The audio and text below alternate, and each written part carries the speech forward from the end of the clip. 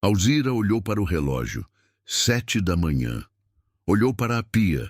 A louça da janta parecia zombar dela.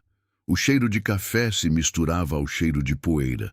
Ela sentiu vontade de chorar antes mesmo de colocar os pés no chão. Ela não sabia, mas o peso que carregava nas costas não era da idade. Era do caos que ela mesma havia permitido entrar. Mal sabia ela que, em 7 dias, aquela mesma cozinha seria o seu santuário de paz. Dona Alzira tinha 58 anos, e um cansaço que não era só do corpo. Era o cansaço de quem já perdeu a conta de quantas vezes tentou colocar a casa em ordem e não conseguiu manter por mais de 2 ou 3 dias. O tipo de cansaço que não some com uma noite de sono, porque não vem do esforço físico, mas de algo mais fundo, a sensação permanente de estar atrasada em relação à própria vida, de acordar todo dia já devendo alguma coisa para a casa, para o trabalho, para si mesma. Era costureira de ajustes. Trabalhava em casa, o que parecia vantagem para quem olhava de fora, e que na prática significava que a casa e o trabalho nunca se separavam completamente.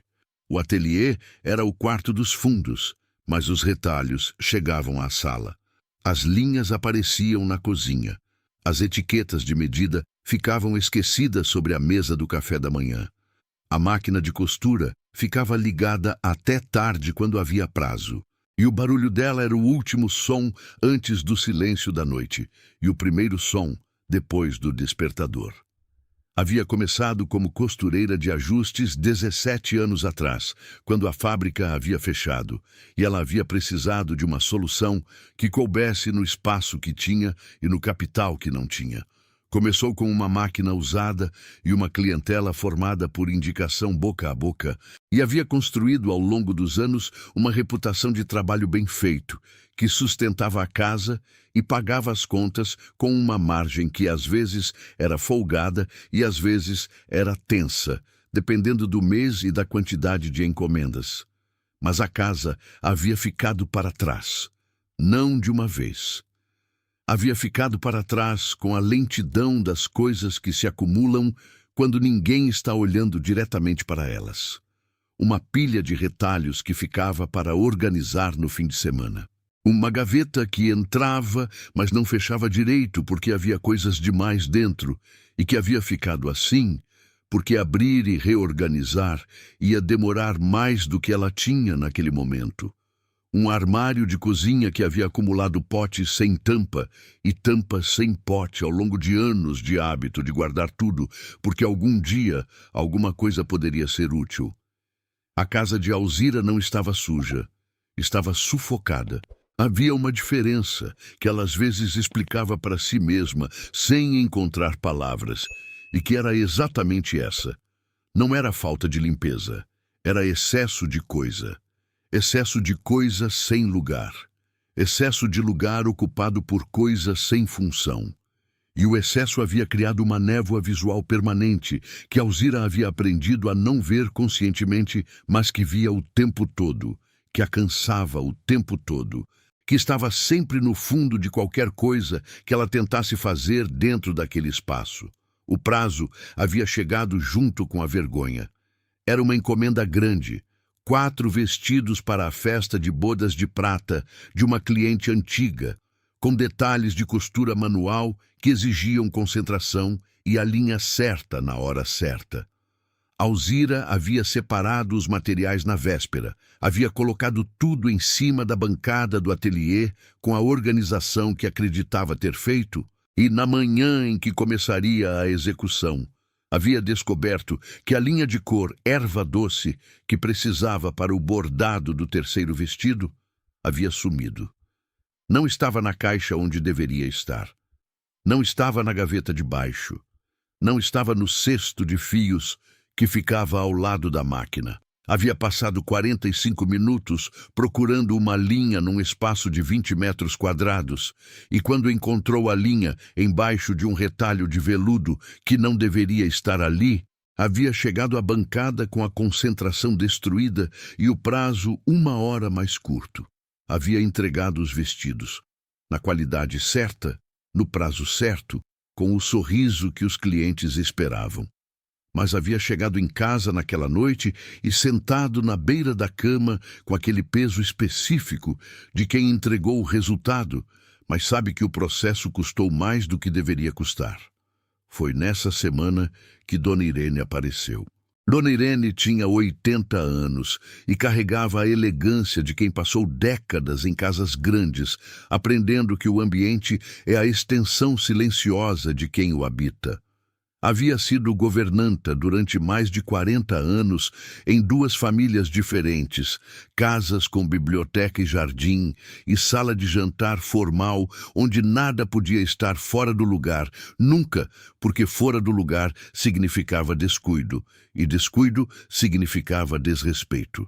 Havia aprendido não só a limpar e organizar, mas a entender o que o estado de um espaço diz sobre o estado de quem vive nele.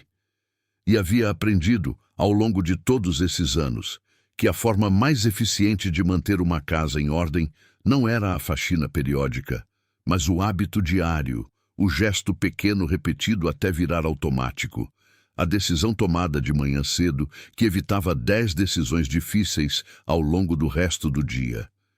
Vinha a Alzira há 3 anos com ajustes de roupa. Um vestido aqui, uma calça ali, sempre com a pontualidade e a clareza de quem sabe o que quer e comunica sem ambiguidade. Mas naquela tarde havia chegado com um vestido de festa para ajustar e havia encontrado a porta entreaberta e Alzira sentada à máquina com aquele olhar de quem está trabalhando, mas não está presente no trabalho. Dona Irene entrou, olhou para a sala. Olhou para a cozinha que dava para a sala através do corredor. Olhou para Alzira e disse, com a voz direta e sem crueldade, que tem as pessoas que não usam rodeios porque respeitam demais o tempo de todos para desperdiçá-lo em delicadezas desnecessárias. Alzira, você está sufocada. Alzira levantou os olhos da máquina. Abriu a boca para dizer que estava bem, que era apenas um período corrido, que logo organizava tudo. E o que saiu foi uma expiração longa e um silêncio que dizia mais do que qualquer das respostas que havia preparado. Dona Irene colocou o vestido em cima da bancada com cuidado, puxou a cadeira que ficava ao lado da porta e se sentou. E perguntou, como começa seu dia, Alzira? Alzira pensou. Descreveu a manhã daquele dia. O despertador às 6h40, a louça da véspera na pia, o café feito às pressas, o olho que caía nos retalhos na sala e na pilha de pedidos em atraso em cima da mesa, a sensação de já estar atrasada antes mesmo de começar. Dona Irene ouviu tudo sem interromper. Quando Alzira terminou, ficou um momento em silêncio. Então disse algo que Alzira guardou com o cuidado com que se guardam as coisas que chegam no momento certo. A manhã que você tem define o dia que você vai poder ter. Se amanhã começa no caos, o dia inteiro vai ser uma tentativa de sair do caos. Mas se amanhã tem uma sequência de gestos pequenos que você controla, o resto do dia tem um chão.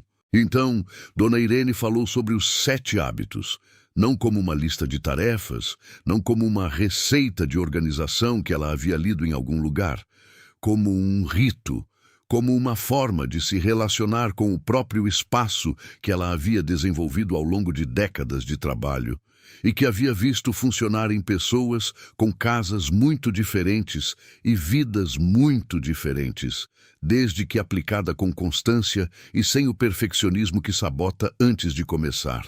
O primeiro hábito era o mais simples e o mais difícil ao mesmo tempo. Antes de qualquer coisa, fazer a cama. Completamente. Travesseiros no lugar, coberta esticada, almofadas organizadas se houvesse. Não porque alguém fosse ver, mas porque o quarto era o último lugar que a vista tocava antes de dormir e o primeiro lugar que a vista tocava ao acordar. E o estado daquele espaço estabelecia o tom de tudo que viria depois. Uma cama feita diz ao cérebro que o dia começou com uma tarefa concluída. E um cérebro que começa o dia com uma tarefa concluída tem mais facilidade para concluir a próxima. Alzira ouviu isso e pensou nas manhãs em que havia saído do quarto com a cama desfeita porque tinha pressa e voltado para o quarto à noite e sentido aquele peso menor, mas real, de um espaço que não havia sido tratado com cuidado. Ela havia atribuído esse peso ao cansaço do dia. Mas talvez fosse também o acúmulo de pequenos sinais que ela havia dado a si mesma ao longo de toda a jornada de que o espaço dela não merecia os 2 minutos que teriam bastado de manhã. Na manhã seguinte, antes do café, Alzira fez a cama. Levou 3 minutos. Ficou parada na porta do quarto por um momento, olhando para aquele espaço que estava igual de tamanho e de mobília, e que de alguma forma estava diferente. Havia uma ordem pequena ali que havia sido colocada de propósito, por ela para ela. E essa diferença, tão pequena que alguém de fora não perceberia, fez alguma coisa dentro dela que ela não conseguiu nomear completamente, mas que reconheceu como real. O segundo hábito era a pia limpa antes de dormir. Não a cozinha toda, não a faxina noturna. A pia. Lavar a louça do jantar antes de ir para a cama e deixar a pia limpa e seca para que a primeira imagem da manhã não fosse a dívida da noite anterior esperando. Alzira havia resistido a esse hábito por 2 dias. Havia chegado à noite cansada, havia olhado para a louça e havia ido dormir sem lavá-la com a intenção de lavar de manhã. E de manhã havia tomado o café com a louça da véspera na pia e havia sentido aquele familiar peso de quem começa o dia já com a primeira pendência pendendo. No terceiro dia, havia lavado antes de dormir. Era tarde, havia pouca energia, havia a tentação conhecida de deixar para depois, mas havia lavado. E na manhã seguinte havia entrado na cozinha e visto a pia limpa e o café que estava fazendo havia cheirado melhor. Havia saboreado diferente, havia durado mais, porque ela havia tomado sentada sem pressa, sem o ruído mental da louça esperando. O terceiro hábito era separar um único canto da casa como o canto dela. Não um cômodo, não um espaço grande. Um canto, a poltrona, um pedaço da bancada, a cadeira junto à janela. Um lugar que seria mantido sempre livre e organizado, que não receberia retalhos de passagem, nem contas para pagar, nem nada que não fosse deliberadamente colocado ali com intenção de estar.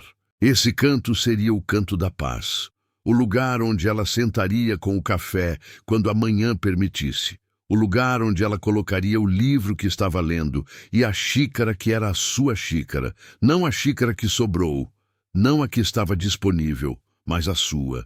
O lugar que existia dentro da casa, como prova de que ela também existia dentro da casa, não só como trabalhadora e mantenedora e solucionadora, mas como pessoa.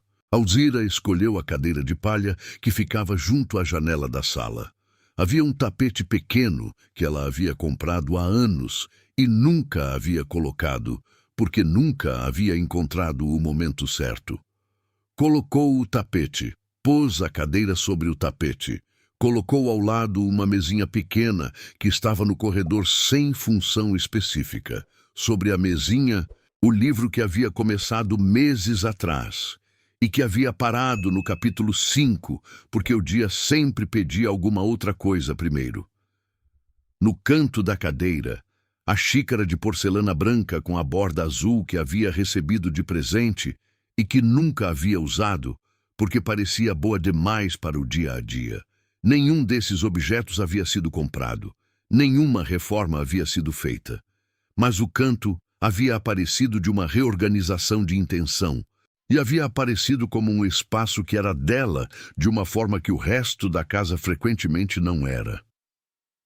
Eu mereço uma manhã de paz.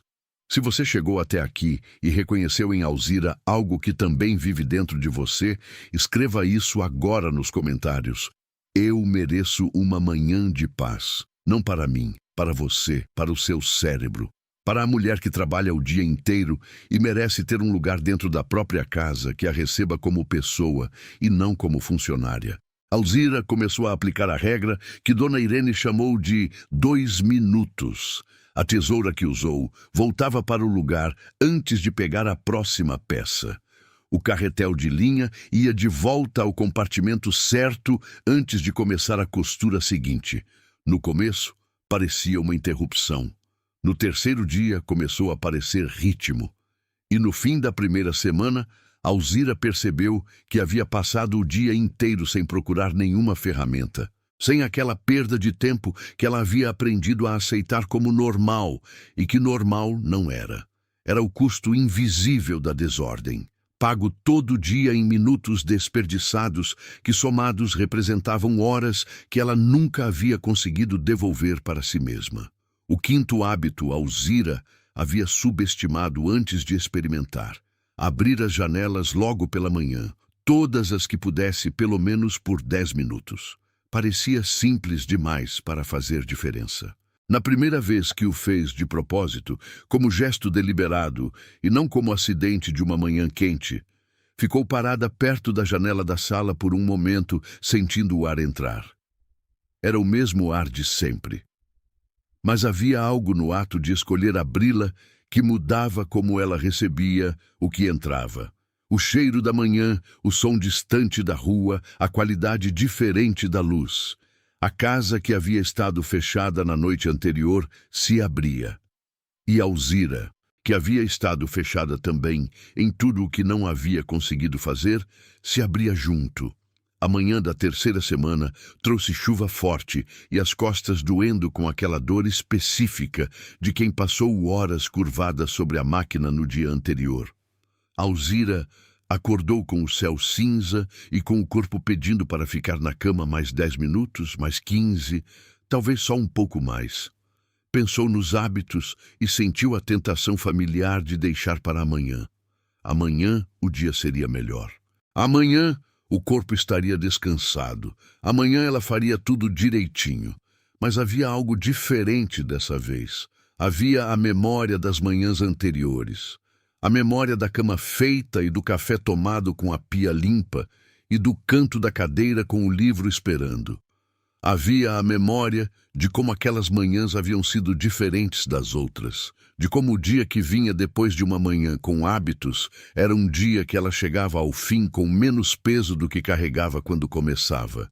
E havia a memória muito concreta de que na última vez que havia deixado para amanhã o amanhã, havia chegado exatamente igual ao dia anterior, e ela havia começado mais uma vez do zero. Fez a cama, devagar, porque as costas doíam.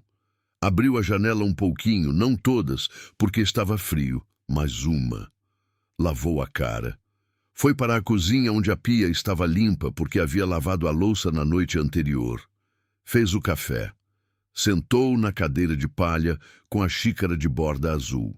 Ficou olhando para a chuva pela janela por 8 minutos, com as costas doendo ainda, com o prazo da encomenda na cabeça, com tudo que precisava ser feito naquele dia nublado. Mas presente, presente naquele canto que era dela, com aquele café que era o começo do dia dela, com aquela janela que separava o dentro do fora e que ela havia escolhido abrir, mesmo com o frio. O sexto hábito era a gratidão material. Uma vez por semana, escolher um objeto da casa, qualquer objeto, e limpá-lo com atenção.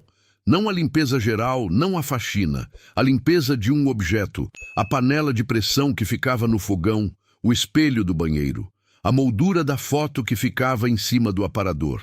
Alzira havia escolhido o ferro de passar como primeiro objeto não por acidente. Era a ferramenta que mais havia usado ao longo de todos aqueles anos, a que tinha mais horas de trabalho registradas na sola. Ao limpá-lo, havia sentido algo que não esperava, uma espécie de reconhecimento, como se ao cuidar daquele objeto, ela estivesse cuidando também de tudo que ele representava, de tudo que havia construído com ele. A gratidão pelo concreto, havia descoberto, era a vacina contra a angústia do que ainda faltava. Alzira havia escolhido o ferro de passar como o primeiro objeto. Havia passado um pano úmido na sola. Havia limpo a parte elétrica com cuidado. Havia secado e organizado o fio de um jeito que não enrolava. Era um ferro velho, comprado há muitos anos, que havia estado ali o tempo todo fazendo o trabalho que ela pedia, sem receber nenhuma atenção específica. Quando terminou de limpá-lo e o colocou de volta no lugar, havia ficado olhando para ele por um momento com algo que não era exatamente orgulho, mas que era próximo disso. O reconhecimento de que aquele objeto era parte do que havia construído aquela vida. O 7º hábito, o que Dona Irene havia deixado para o final, porque era o que amarrava todos os outros, era a revisão noturna. Antes de dormir, 5 minutos. Não para faxinar, para revisar. Olhar para cada cômodo com os olhos de quem vai sair e vai voltar e quer voltar para um lugar que receba. A louça lavada já era hábito, a cama que seria desfeita para dormir, mentalmente reservada para ser refeita de manhã. O canto da cadeira, liberado de qualquer coisa que tivesse chegado durante o dia, por descuido. As janelas fechadas, com o mesmo gesto com que tinham sido abertas de manhã, completando o ciclo do dia no espaço que era dela. Alzira havia descoberto que a revisão noturna era também uma revisão interna. Os 5 minutos passando pelos cômodos com a intenção de deixar tudo pronto para o dia seguinte eram 5 minutos em que ela olhava para o que havia feito, para o que havia construído naquele dia, para o que havia mantido e para o que havia deixado escorregar.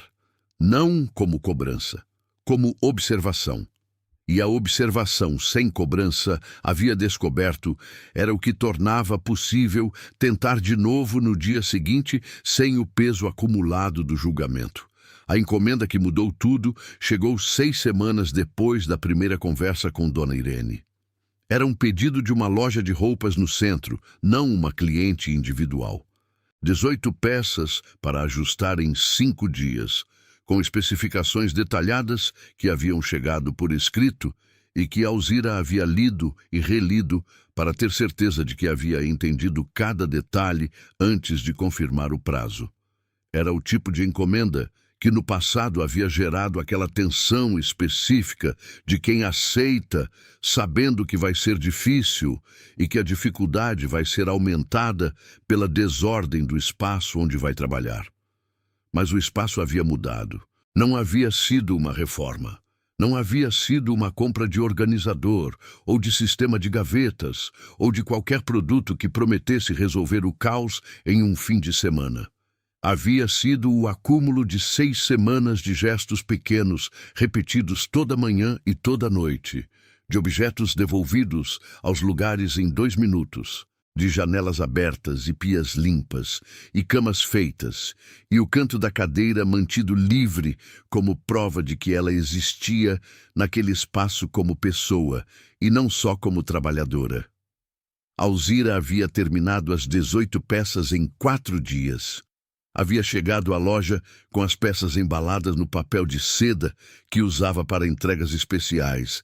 Havia entregue com a postura de quem sabe o valor do que está entregando, e havia voltado para casa no ônibus das 5 da tarde, com aquele cansaço limpo de quem gastou o que tinha no que importava, e não sobrou energia para o que não importava.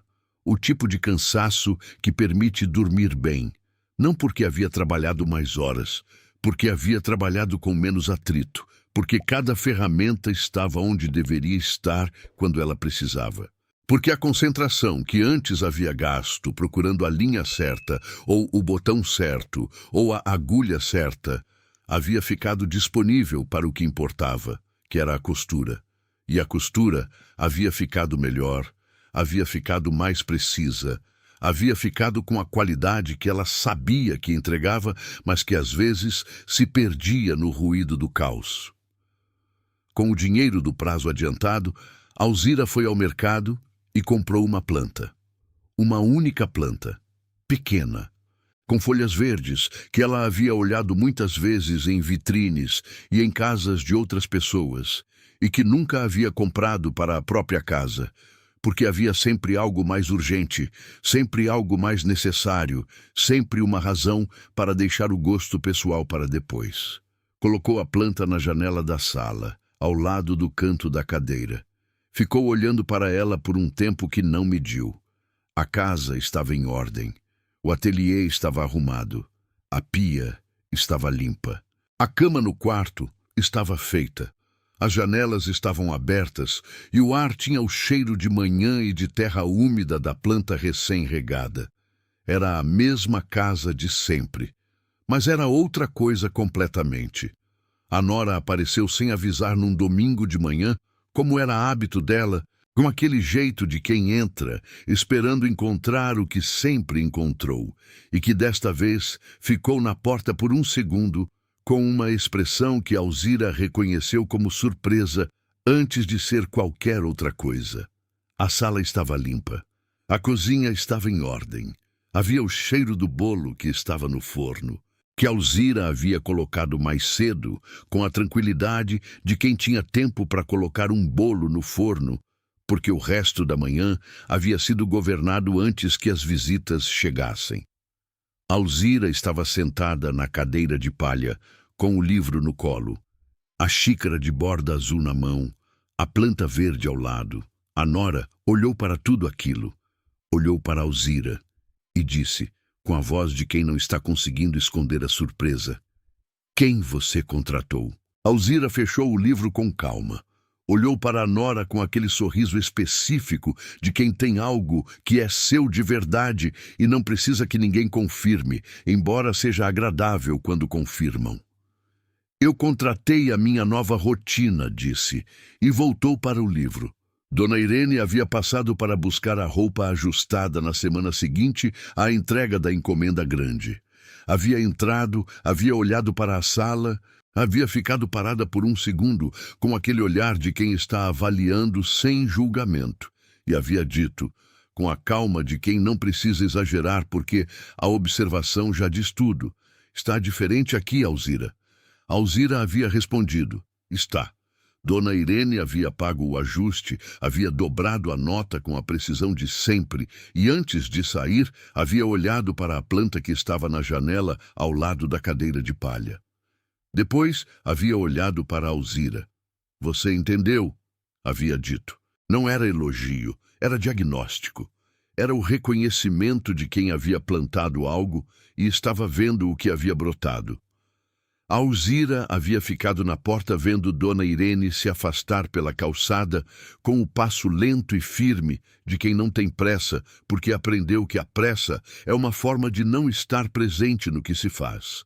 E havia pensado em como algumas pessoas entram na vida nos momentos em que a vida precisa que entrem. E como às vezes a coisa que muda o rumo não é grande nem dramática. É uma pergunta feita na hora certa. É alguém que se senta na cadeira ao lado da porta e pergunta: "Como começa o seu dia?" E havia pensado que havia pessoas que aparecem na vida exatamente quando a vida precisa que apareçam, e que às vezes a coisa que muda o rumo de uma pessoa não é grande nem dramática. É uma pergunta feita na hora certa. É alguém que se senta na cadeira ao lado da porta e pergunta: "Como começa o seu dia?" Se você chegou até aqui, há algo importante que precisa ser dito. A história de Alzira não é sobre organização. É sobre a relação que uma mulher tem com o espaço onde vive e com o que esse espaço diz sobre o que ela acredita que merece. A casa sufocada de Alzira não era resultado de preguiça ou de falta de cuidado. Era resultado de anos dando para fora o que havia sobrado de dar para dentro, de tratar os espaços dos outros com a atenção que não sobrava para o seu próprio. Os 7 hábitos não criaram mais tempo no dia de Alzira, criaram mais espaço mental. E espaço mental, quando a vida é do tipo que a dela é, do tipo que a sua provavelmente também é, vale mais do que qualquer hora extra, porque é o recurso que transforma horas comuns em horas que rendem. Fazer a cama. Lavar a louça antes de dormir. Ter um canto só seu. Devolver em 2 minutos. Abrir as janelas. Cuidar de um objeto por semana. Revisar antes de dormir. 7 gestos, cada um deles pequeno. Juntos, uma manhã diferente. e uma manhã diferente, repetida com consistência, uma vida diferente. Você não precisa fazer todos os 7 amanhã. Comece com um, o mais fácil. O que você já quase faz, mas que não faz até o fim. Faça esse por uma semana, só esse. E quando estiver automático, acrescente o próximo. Escreve nos comentários: eu mereço uma manhã de paz. Para a versão de você que acorda todo dia já em derrota. Para a mulher que cuida de tudo e de todos e que merece também cuidar do espaço onde descansa. Para quem sabe que a ordem de fora organiza também o de dentro, mas ainda não encontrou o caminho para começar. Compartilha com uma mulher que hoje acordou se sentindo sufocada. Mostre a ela que existe saída. Às vezes, a coisa que muda tudo para alguém é simplesmente saber que não está sozinha. Se inscreve no canal e ativa o sininho porque toda semana tem uma história nova, de uma lição que pode mudar algo em você. Aqui não se prometem fórmulas mágicas, se promete verdade. E a verdade, como Alzira aprendeu sentada na cadeira de palha com a xícara de borda azul e a planta verde na janela, às vezes cabe inteira em 7 gestos simples, feitos toda manhã antes do mundo começar a pedir. Alzira ainda costura, ainda acorda cedo, ainda tem prazos, ainda tem dias em que as costas doem e o prazo aperta e o tempo parece não ser suficiente. Nada disso mudou. O que mudou foi o chão embaixo de tudo isso. O chão que ela constrói toda manhã com 7 gestos pequenos antes de o mundo começar a pedir.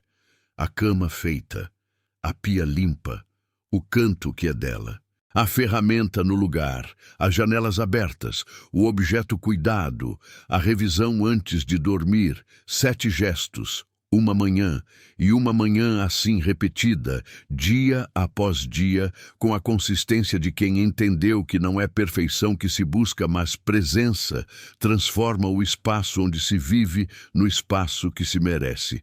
Muito obrigado por deixar esse canal fazer parte do seu dia. Cuida de você. Que Deus te abençoe e a gente se vê no próximo vídeo.